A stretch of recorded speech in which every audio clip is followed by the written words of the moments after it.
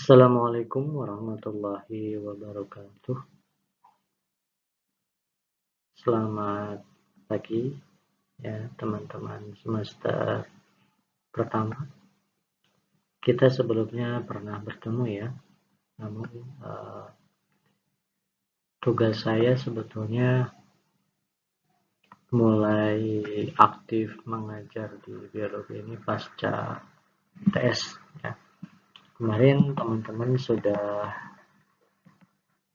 banyak belajar tentang biologi dasar ya, di mana materi-materi yang disampaikan sebetulnya masih bersifat umum ya, yang akan dispesifikasikan nanti pada mata kuliah selanjutnya di semester-semester berikutnya. Mengawali pembelajaran kita, baiknya kita berdoa terlebih dahulu ya. Berdoa di dalam hati dipersilahkan.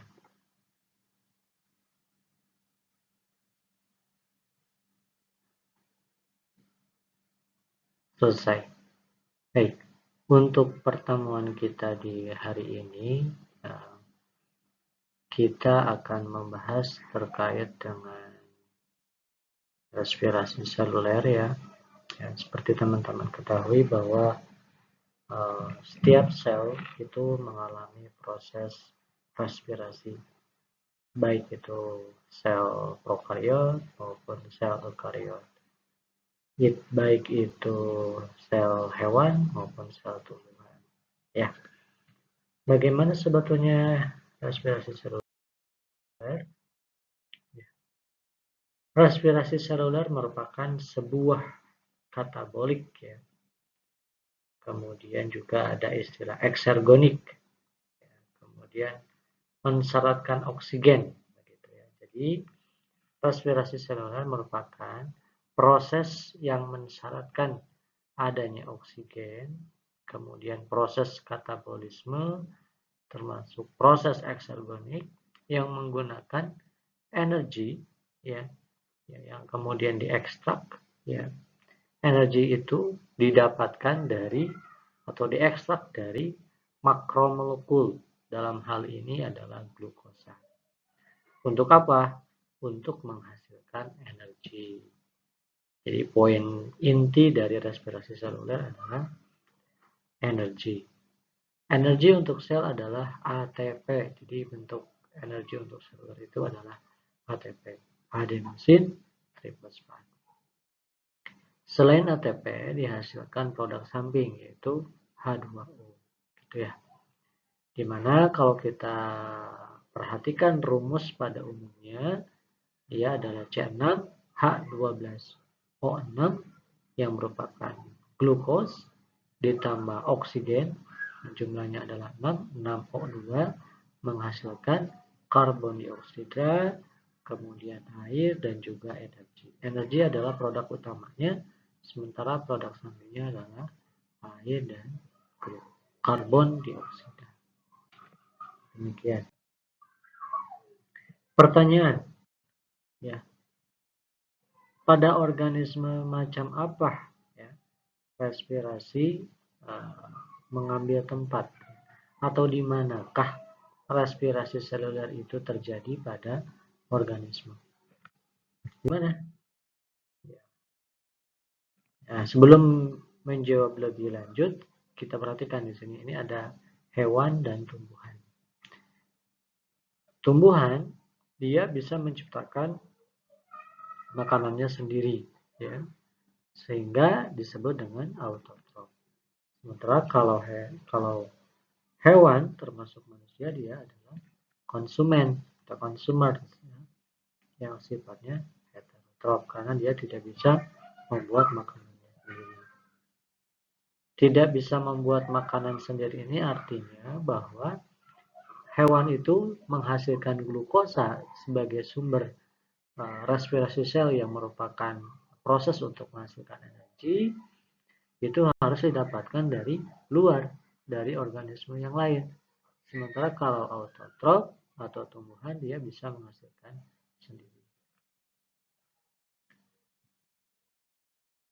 Nah, organel, tadi kan pertanyaan di slide sebelumnya itu di manakah ya Kalau kita bicara terkait dengan seluler, berarti prosesnya tingkatannya ada di organel. Dan organel tempat terjadinya respirasi seluler adalah mitokondria. Awas jangan sampai lupa. Nah, dalam mitokondria itu ada beberapa bagian ya. Kita lihat di sini ada kriste ya. Kriste ini di sini. Kemudian ada pusatnya yang merupakan matriks. Kemudian ini adalah membran dalam. Kemudian ada membran luar. Jadi membrannya double ya. Ada di luar, ada di dalam. Nanti kalau misalnya ada pertanyaan bagian-bagian mitokondria jangan sampai lupa lagi ya. Ya, baik. Reaksi redoks. Reaksi redoks. Ini merupakan reaksi reduksi oksidasi, merupakan proses transfer satu atau lebih elektron dari satu reaktan ke yang lainnya. Ada dua tipe seperti namanya, redoks ya. Reduksi, oksidasi. Ya. Ya. Oksidasi reaksi adalah dia kehilangan elektron dari substansi atau substrat ya. Misalnya dari glukosa dia hilang elektronnya. Ya. Atau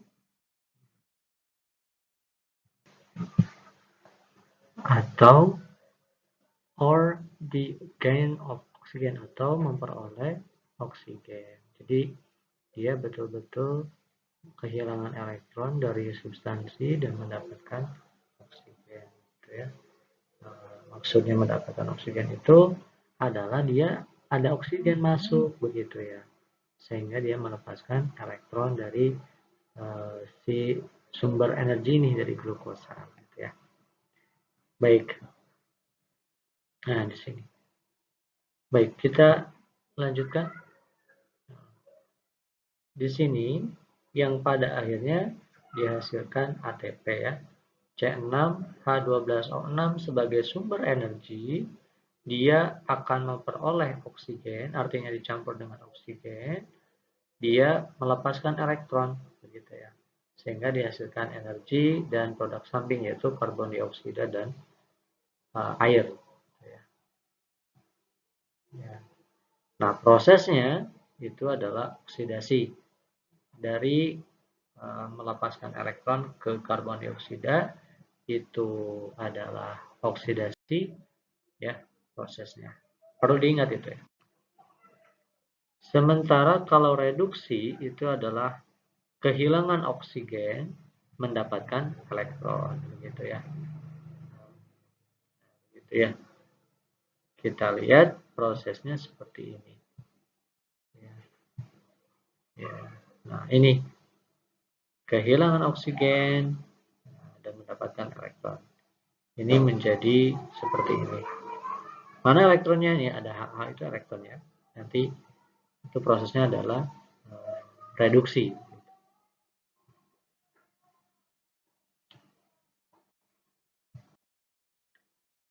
Nah, selanjutnya di sini ada proses breakdown atau memecah begitu dari respirasi sel. Ada 4 bagian utama dalam proses respirasi sel. Yang pertama ada glikolisis, adalah splitting dari gula, terjadinya di sitosol, ya, di luar dari mitokondria. Kemudian grooming fase, proses pergerakan gitu. Ini adalah proses migrasi dari sitoplasma tadi atau sitosol ke atau menuju ke matriks. Ini yang perlu diingat ya, glikolisis, kemudian ada grooming fase di mana produk dari hasil glikolisis masuk ke matriks yang ada pada mitokondria. Kemudian ada siklus Krebs. Nah, jadi tadi dari fase glikolisis masuk ke matriks, di matriks terjadi siklus Krebs. Ya. Dan grooming fase itu ada proses reaksi yang berubah. Nanti kita lihat seperti apa ya. Terakhir ada transfer elektron, rantai transfer elektron, dan oksidatif atau fosforilasi oksidatif. yang sering disebut dengan chemiosmosis. Nah, ini ada terjadi di membran mitokondria bagian dalam atau inner mitochondria membran. Perlu diingat ya, jadi glikolisis di sitoplasma, kemudian ada grooming fase itu masuk ke matriks, siklus Krebs matriks, kemudian ada ETC ya, itu adanya di inner mitochondria, prosesnya dikenal dengan chemiosmosis karena reaksi kimia itu panjang. Oke, kita lihat satu persatu. Satu, ada glikolisis terjadi di sitoplasma atau sitosol. Ini satu-satunya fase yang terjadi di luar mitokondria. Ada dua fase, yaitu lewat 10 langkah atau 10 tahap. Pertama, fase investasi energi. Disebut dengan fase preparasi atau fase preparatori, atau preparasi siapan begitu ya. Sebelum ke fase selanjutnya. Ini ada 5 tahap. Kemudian ada fase panen daripada energi. Ini adalah fase payoff energy. Dia juga kurang lebih 5 tahap selanjutnya ya. Jadi ingat pada glikolisis ini ada 10 tahap atau 10 langkah, 2 fase. Fase pertama investasi, yang kedua panen ya, masing-masing 5 fase. Nah, bagaimana fase investasi tadi itu? Kita lihat di sini. Glukosa yang merupakan senyawa yang mengandung karbon akan menghasilkan gliserida atau gliceridahid fosfat 3 karbon ya, atau G3P atau GAP. Nah, dalam prosesnya dia membutuhkan 2 ATP sebagai investasi ya, membentuk 2 ADP menjadi ATP. 2 ATP ini digunakan, tidak dihasilkan ATP ya, termasuk NADH. Ini tidak. Ya. Hasilnya 0, masih belum. Ini masih fase investasi. Baru nanti setelahnya itu dilakukan, dia ada fase panen. Nah, tadi dari gliceridaldehid ini akan dimanfaatkan, akan dihasilkan 4 ATP dan 2 NADH. Yang tadi 2 ATP digunakan itu, kemudian ATP yang terbentuk kemudian digunakan untuk mengubah G3P ini menghasilkan asam piruvat, di mana produknya ada ATP di sini. Nah, ini panen ya. Panen. Ini ya. Panen. Sehingga kalau kita hitung total bersih dari panen ATP ini, 3 karbon piruvat, 2 ATP, substrat level fosforilasi, dan 2 NADH. Ya. Ini tadi kan ada 6C berubah menjadi 3 karbon, kemudian ada 2 ATP, ya, kemudian ada 2 NADH. Ya.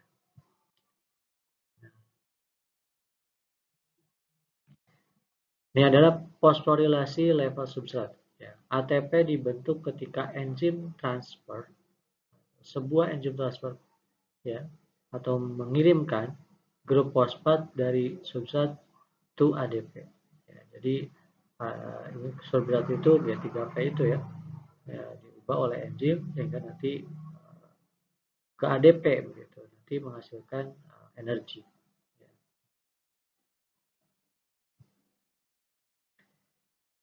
Misalnya PEP ke PIR, piruvat ya. PEP itu yang tadi yang awal 3GP itu jadi piruvat. Nah, ini substratnya ke asam piruvat ini ada terjadi ini enzim berubah itu sehingga nanti menghasilkan ATP. Ya. Yang kedua adalah fase fermentasi ketika asam piruvat akan dimanfaatkan. Ini masih terjadinya di sitosol ketika tidak ada oksigen atau fasenya anaerob. Perlu diingat, glikolisis adalah bagian dari fermentasi. Ada 2 tipe, ada fermentasi alkohol, ada fermentasi asam laktat. Jelas ya ini. Kalau nanti ada pertanyaan boleh langsung langsung di kolom komentar ya. Nanti saya akan jawab.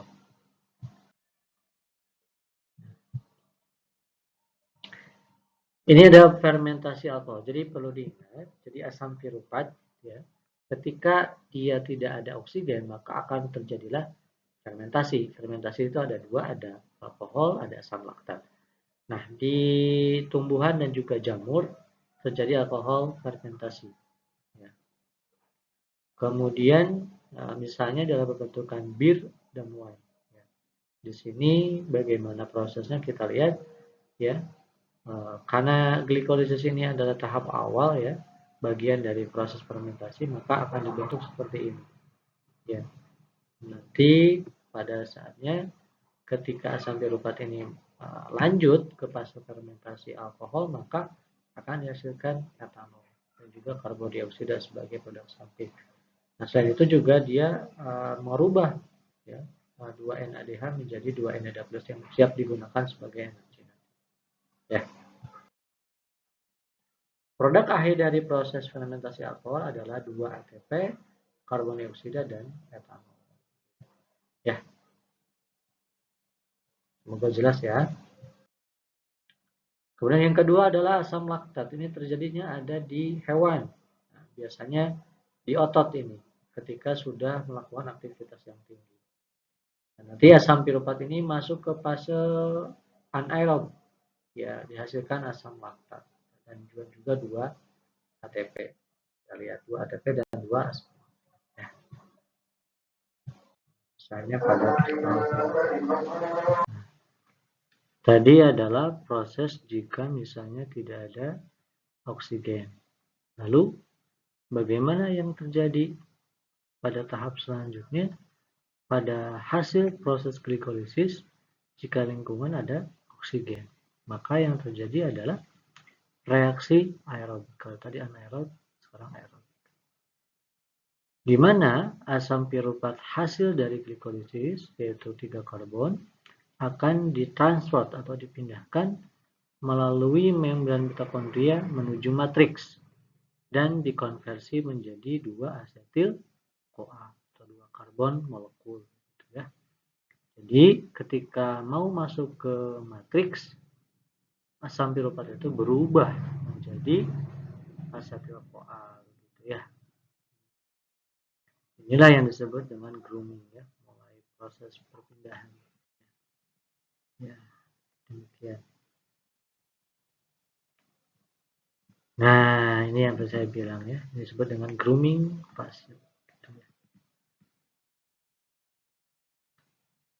Nah, ketika produk asam piruvat 3 karbon yang ada di sitoplasma akan dipindahkan ke matriks melalui membran inner atau membran dalam dari mitokondria dan diubah dari piruvat menjadi asetil-CoA. Demikian. Sehingga produk akhir dari grouping fase ini adalah 2 asetil-CoA, 2 karbon dioksida, dan 2 NADH. Itu ya. Catat ya, jangan sampai lupa. Nah, apa yang terjadi ketika sudah masuk ke matriks? Nah, asetil-CoA ini nanti masuk ke siklus Krebs atau siklus asam sitrit gitu ya. Asam sitrik, asam sitrat gitu ya. Ya, lokasinya seperti tadi di awal bilang bahwa dia di matriks. Asetil-CoA 2 karbon ya, ikatan asetil-CoA ini diubah atau bond terikat pada asam oksalat ya, yaitu 4 karbon ya, untuk membentuk 6 karbon atau sitrat ya. Ini terjadi 2 putaran ya di dalam siklus Krebs ya, di mana satu molekul dioksidasi ya. Satu molekul glukosa itu dioksidasi 2 putaran.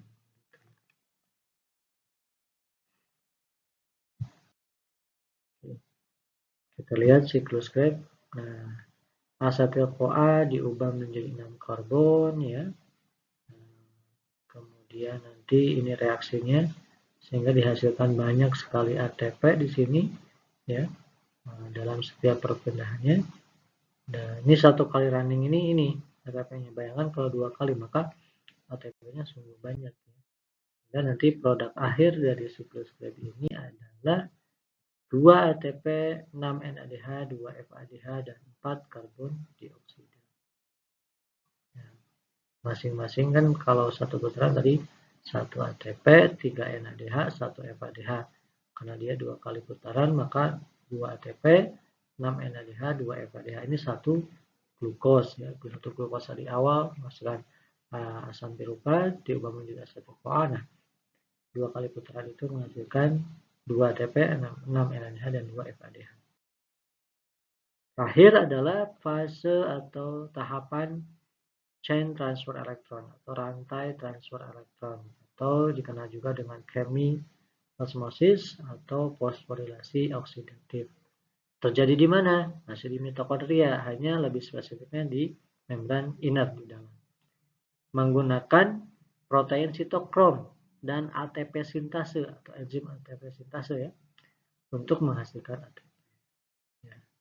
Ingat, digunakan enzim ATP sintase dan sitokrom, protein sitokrom. Pompa elektron transfer chain ya, cross menyilang ya, ini membran di mana pH-nya rendah ya, di ruangan membran itu pH-nya sangat lowers ya, lebih rendah.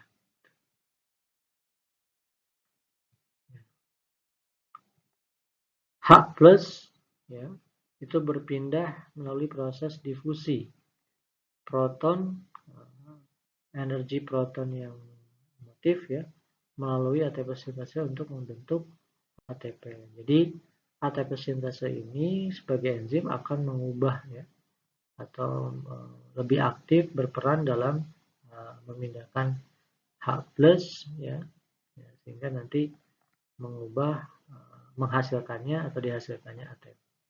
Semua NADH dan FADH2 dikonversi menuju menghasilkan ATP selama tahap ini, tahap respirasi seluler. Dari mana NADH dan FADH ini? Dari proses tadi, glikolisis dan juga siklus Krebs ya. Jadi dari siklus Krebs dan juga glikolisis kan dihasilkan NADH dan FADH ya. Seluruhnya masuk ke mitokondria di bagian inner. Nanti akan diubah dalam proses elektron transfer change. Sehingga masing-masing NADH akan menghasilkan 3 ATP dan masing-masing FADH2 dikonversi menjadi 2 ATP. Ya. FADH lebih rendah ya dibanding dengan NADH.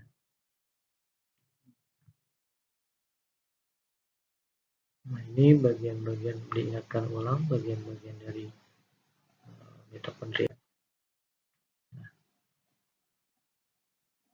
Nah, ini adalah membran dalam yang ada pada mitokondria, ya, di mana proton-protonnya didifusikan, kemudian dibantu oleh dari ATP sintase ya, diubah menjadi ATP, ya, NADH, FADH itu dihasilkan ATP banyak. Ini prosesnya. Ya. Ada pompa proton di sini, ini matriksnya.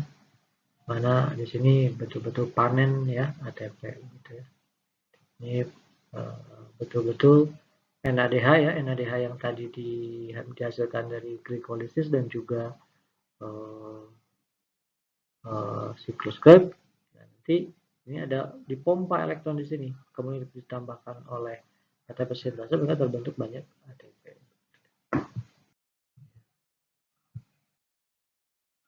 Sehingga total ATP dihasilkan adalah 4 ATP di substrat level fosforilase, 34 ATP di elektron transfer chain. Sehingga totalnya ada 38 ATP. Gitu ya. Baik. Ya, baik, untuk hasil dari proses respirasi seluler pada sel eukariot, ya ini karena berbeda dengan prokariot ya, tentu teman-teman sudah familiar dengan perbedaannya.